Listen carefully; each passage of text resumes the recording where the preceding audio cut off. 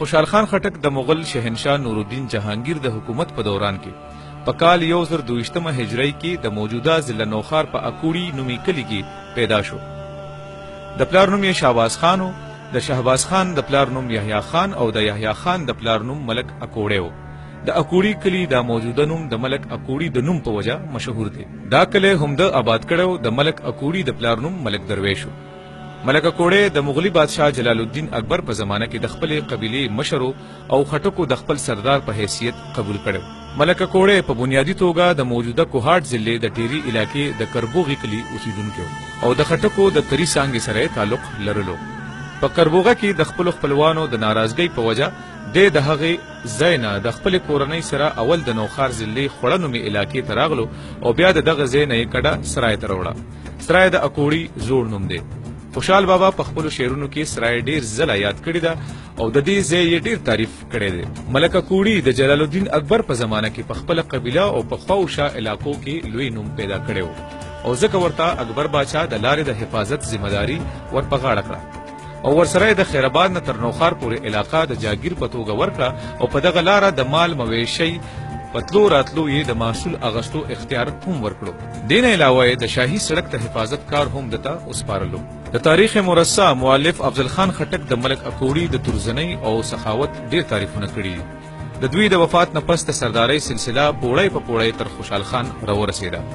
د خوشحال بابا ژوند د ماشومتوب نه تر مرګه پورې د غیر معمولي واقعیاتو نه ډک دی. هغه پخپله وایي لا یو شور را ځنې لاړ نوي بل راشي مګر زه پیدا په ورځ د شور و شر یم. د ده د ژوند ځینې غیر معمولي واقعیات په تاریخ مرصع کې راغلي دي خو الله پاک چې ساتلو خو یې ساته. د خوشحال بابا د ابتدایي تعلیم په هکله څه داسې کوټلي معلومات نشته چې د ابتدایي تعلیم د چانه او په کوم ځای کې حاصل کړ. په هغه وخت کې چې کوم روایاتو د به ضرور د هغه روایاتو مطابق ابتدایي تعلیم د خپل کلي د جومات نه حاصل کړی وي. په دغه زمانه کې پیښور د علم و فن مرکز د علم و فن اثرات په غیر چاپیره کلو باندې ضرور او بیا خوشحال بابا د یو سردار او منصبدار پلار زوی و. هغه ته د تعلیم په حاصلولو کې هیڅ قسم بندیز نه و. خو داسې ښکاري چې خوشحال چونکې یو مست هلک و نو په هلکوانۍ کې به یې رسمي تعلیم ته دومره توجه نه وي ورکړي. هغه پخپله وایي چې سیر ښکار او مینې زه بل کار ته نه پرېښوم. هغه په شاعرۍ کې بار بار دا خبره کړې ده چې د ښکار مینه ماته د پلار نیکه په میراث کې پاتې ده. بیا هم چې موږ د شاعري لولو نو دا حقیقت ترې څرګندېږي چې په خپله زمانه کې چې څومره دستیاب کتابونه وو د هغو ټولو کتابونو مطالعه کړې ده. د ده شاعري د علمونو یو خزانه ده. دی په خپله شاعرۍ کې د خپلو دوو استادانو په خاص توګه ذکر کوي. خپل مشهور نثري کتاب دستارنامه کې هم دغه دوه استادان یاد کړي دي. په دستارنامه کې دې خبرې ته هم اشاره کړې ده چې کله به ماته د علم د حصول په لار کې څه مشکلات را پیښېدل نو د خپلو استادانو نه به مې پوښتنې کولې. دا دواړه استادان شاه اویس صدیقي او عبدالحکیم سیالکوټي وو. خوشحال بابا په مختلفو موضوعاتو لیکل کړي دي. د هغوی په زمانه کې عربي او فارسي علمي ژبې وې.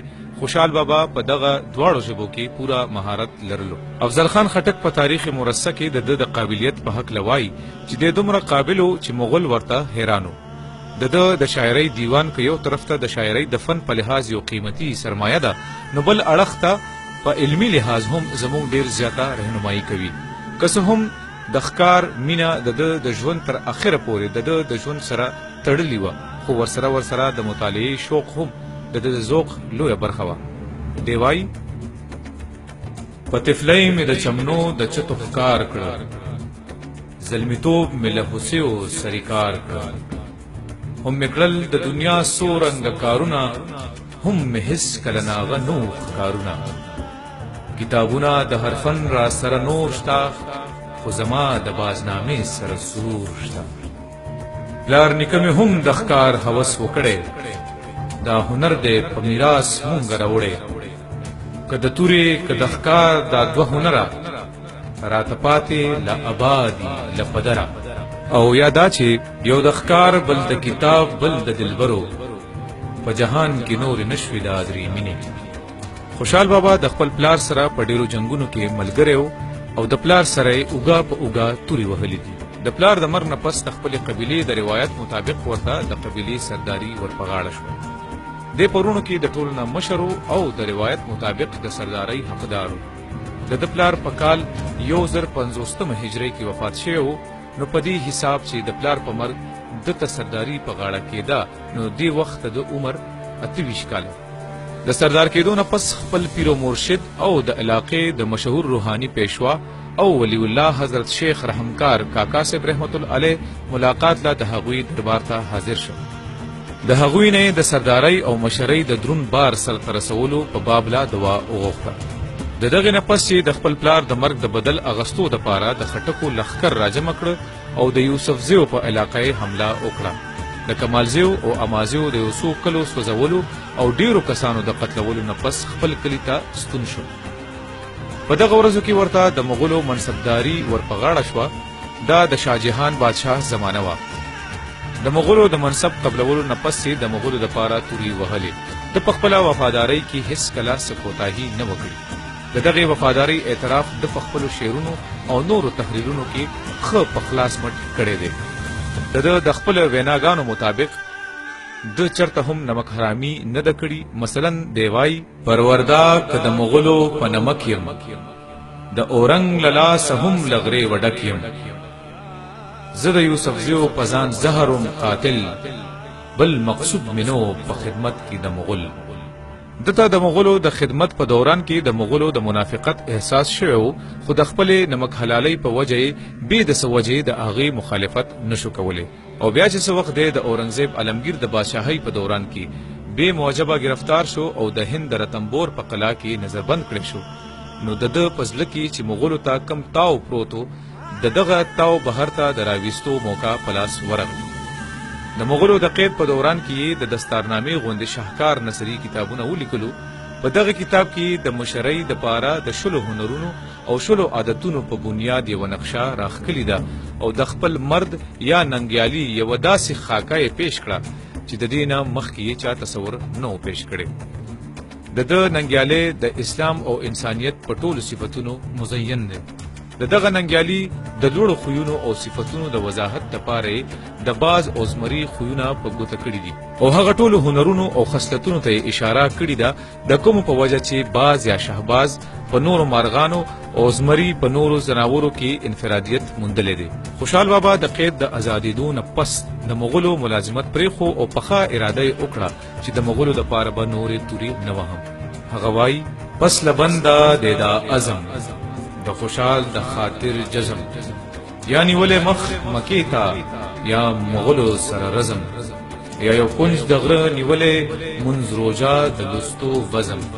بیا هر کله چې دی د مغولو د لاسه بې موجبه بندیوان شو او د ده د قید نه در خلاصېدو دپاره چې بادشاه اورنګزیب عالمګیر دا شرط کېښو چې د ده د کورنۍ نر ښځې دې د یرغمال په توګه هندوستان ته ولېږلی شي د هغې نه پس به ده ته ازادي ورکړی شي.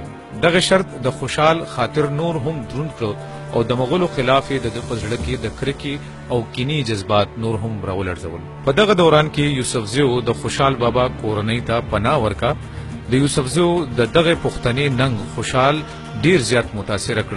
هغه وایي ډیر ولسونو غلیمي را سره وکړه سر یې راته کوز کړ هله خلاص شول له ماتمه یو یوسفزی دی چې منت یې په ما بار کړه لا په اپوزیو د نن چار د مسلمه.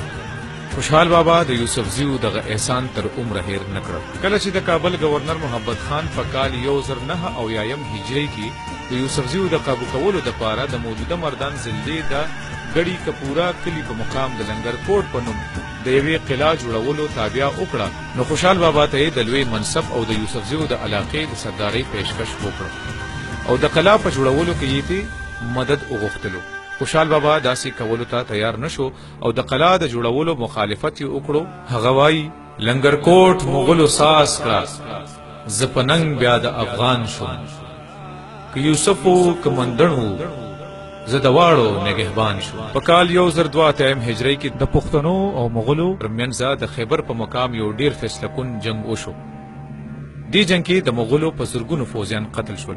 د پښتنو د لښکر قیادت ایمل خان مومند او دریا خان افریدي کولو. خوشحال بابا په دې جنگ کې د پښتنو له اړخه د مغولو خلاف په ښکارا نو جنگېدلی، خو د ده شعرونو نه اندازه لګي چې د مغولو په شکست باندې ډیر خوشحال و. د دغه جنگ نه پس خوشحال خان خټک د مغولو د طرفدارۍ نه په مکمل توګه دستبردار شو. هغه په ډاګه په خپله خاوره د خپل اختیار ناره پورته کړه او د پښتنو د اتحاد او اتفاق لپاره خپل ټول صلاحیتونه په کار راوستل. هغه په ډاګه دا اعلان وکړو چې پروردا که د مغولو په نمک یم، د اورنګ له لاسه هم له غرې وډک یم، چې منصب مې د مغول خړو ملک وم، چې منصب د مغول نه خورم ملک یم، د افغان په ننګ مې وتړله توره، ننګیالی د زمانې خوشحال خټک یم. هغه د مغولو د غلامۍ نه د پښتنو د خلاصون دپاره شعوري کوششونه شروع کړي وو.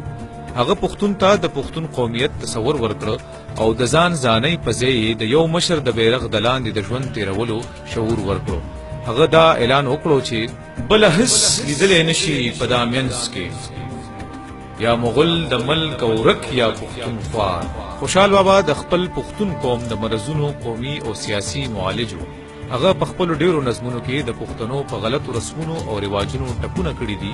هغه د خپل قوم دپاره د طبیب او حکیم درجه لرله.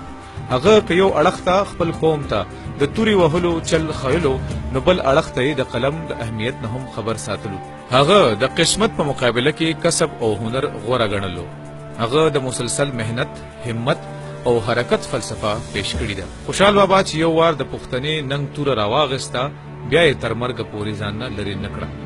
د غلامۍ د زنځیرونو شلولو دپاره قبیله په قبیله وګرځېده، د قام د بیدارولو غږ یې پورته کړه او خپل قوم ته یې د سیاسي شعور ورکولو هڅې وکړې.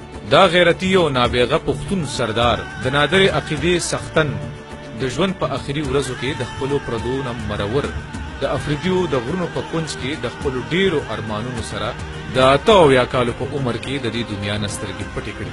د خدای یې دا حالو چې خپل قبر یې هم په داسې ځای منتخب کړو چې د ده د وصیت مطابق ورته د مغولو د اسونو ګرد هم نشي رسېدی.